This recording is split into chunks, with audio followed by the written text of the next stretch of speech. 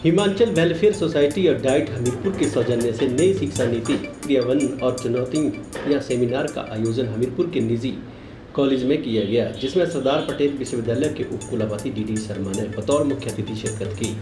Seminar में नई शिक्षा नीति के विभिन्न पहलुओं के बारे में विस्तार पूर्वक चर्चा की गई। सेमिनार में जिला वर्ग के करीब 200 शिक्षकों और शिक्षिकाओं ने हिस्सा लिया। मौजूदा समय में नई शिक्षा नीति को लागू करने के लिए जो समस्याएं पेश आ रही हैं, उन पर विस्तार पूर्वक चर्चा की गई। सेमिनार को 3 हिस्सों में बांटा गया है। सरदार पटेल विश्वविद्यालय के उपकुलपति डी शर्मा ने इस दौरान बताया कि नई शिक्षा नीति जुलाई 2020 में लाई गई है। कोविड-19 की वजह से नई शिक्षा नीति को लागू करने के लिए कोई प्रयास नहीं हो पाए हैं, लेकिन अब पिछले 6 महीनों से नई राष्ट्रीय शिक्षा नीति को लेकर प्रयास किए जा रहे हैं। नई शिक्षा नीति को लागू करने में जो समस्याएं पेश आ रही हैं, उन समस्याओं को दूर करने का प्रयास किया जा रहा है। नई शिक्षा नीति के तहत छात्रों को लाभ मिलेगा। एकेडमिक बैंक ऑफ क्रेडिट की भी इसमें व्यवस्था की गई है।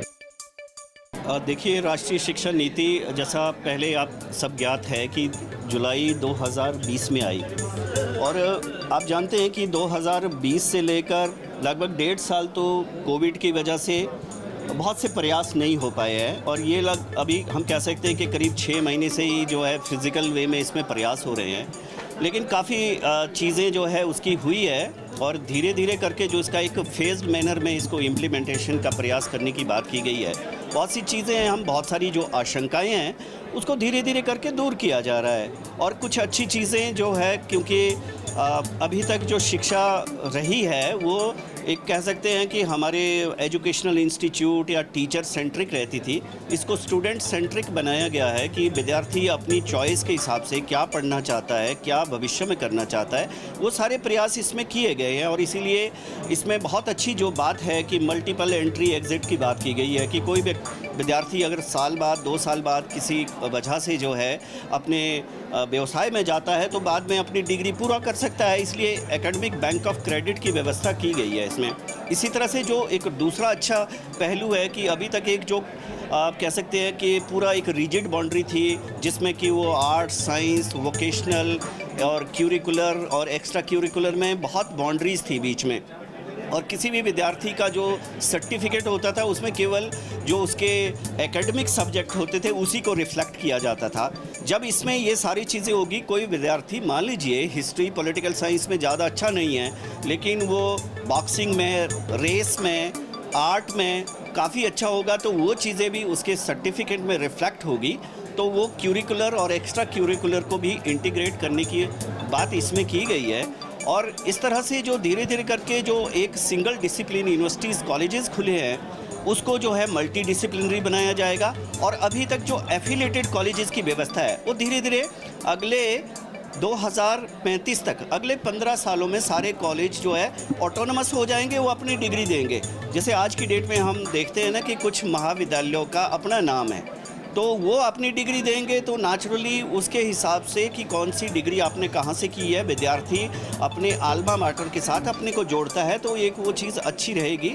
और बहुत से चीज़ें हैं कि उसमें प्रयास किए जा रहे हैं। रिसर्च फाउंडेशन की व्यवस्था की गई है, और जो यूनिवर्सिटी ग्रांट कमीशन होता था उसको भी इंटीग्रेटेड वे में उसको अलग अलग पार्ट किया गया है कि एक वो फंडिंग के लिए अलग से होगा, एक्रीडिशन के लिए अलग से होगा, और एक जो कुछ व्यवस्थाएं बनाएंगे, जो स्टैंडर्ड बनाएंगे, उसके लिए अलग से होगा।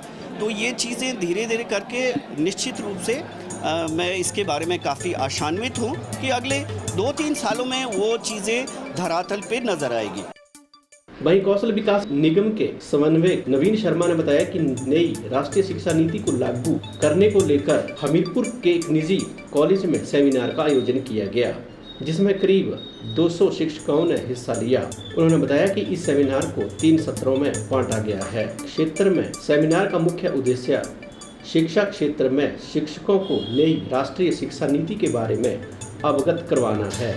नई शिक्षा नीति को लागू करने के लिए जो चुनौतियां पेश आ रही हैं, इन चुनौतियों से कैसे निपटा जाए, इसके बारे में विस्तार पूर्वक चर्चा की गई है। आज Himachal education and welfare society और डाइट गौना के संयुक्त तत्वाधान में राष्ट्रीय शिक्षा नीति क्रियान्वयन और चुनौतियाँ इस उपलक्ष्य पर यहाँ पर एक दिवसीय सेमिनार का आयोजन यहाँ पर रखा गया है, जिसमें लगभग 200 से अधिक शिक्षक यहाँ पर जो है वो पार्टिसिपेट कर रहे हैं हमीरपुर के, और उस सारे विषय पर चर्चा हो रही है। और इस पूरी सेमिनार को हमने 3 सत्रों में यहाँ पर रखा है। पहले सत्र में हमारे जो इस कार्यक्रम में रहे, इस सेमिनार में चीफ गेस्ट वो सरदार पटेल यूनिवर्सिटी के वाइस चांसलर आदरणीय देवदत्त जी यहाँ इस सेमिनार में रहे पहले में सत्र में। दूसरे सत्र में हमारे जो हायर एजुकेशन काउंसिल के चेयरमैन हैं हिमाचल प्रदेश के और पूर्व में कुलपति रहे हिमाचल प्रदेश विश्वविद्यालय के, वो अब दूसरे सत्र में जो है वो चीफ गेस्ट के नाते, मुख्य अतिथि के नाते रहेंगे। और तीसरे सत्र में जो है, जो समापन सत्र है हमारा, उसमें हिमाचल प्रदेश सरकार में शिक्षा बोर्ड के चेयरमैन सुरेश सोनी जी उसके समापन सत्र में रहेंगे। तो कुल मिलाकर ये जो सेमिनार यहाँ पर आयोजित किया गया, उसमें हमारा मुख्य उद्देश्य यही था कि शिक्षा क्षेत्र में जो हमारे शिक्षक काम कर रहे हैं, उन सब को इस सारे विषय की और अधिक जानकारी मिले इस सेमिनार के माध्यम से। उनको हमें जो है वो क्या क्या चुनौतियां जो है वो इस न्यू नेशनल एजुकेशन पॉलिसी को जो है वो इम्प्लीमेंट करने में आ रही हैं, उन सारी बातों से वो भी भली भांति परिचित हों, क्योंकि वो भी शिक्षा क्षेत्र में काम कर रहे हैं। तो उनके उस बात को जो है उनको और इन्फॉर्मेशन ज़्यादा से ज़्यादा मिले, उसी उद्देश्य से जो है वो ये कार्यक्रम यहाँ पर किया गया।